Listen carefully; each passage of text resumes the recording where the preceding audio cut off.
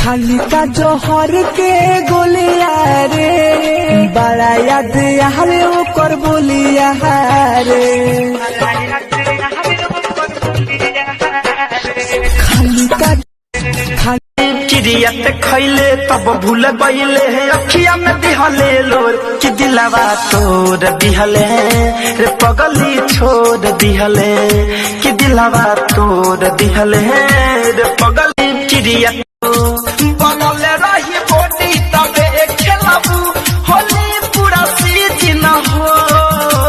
होली पूरा सीजन हो होली में कारा है आला भौजो संजय जी अब नहीं तोहरा बिन हम सुना रे रानी तोहरा नाम कदी हमें सारी जिंदगी पिया हो परदेश में कैसे दो जरूर जबरदस्त करेला सैया हो परदेश में कैसे दो जरूर जबरदस्त करेला तब मैंने भी देवरती को मौका दिया है तब मैंने भी देवरती को मौका दिया है भतारी मेरा होली में धोखा दिया है भतारी मेरा होली में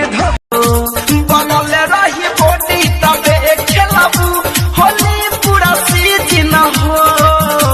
होली पूरा सीजन हो होली में कारा है आला भौजो संजय कहवा से आयलू कहवा रे चली गईलू आज कहवा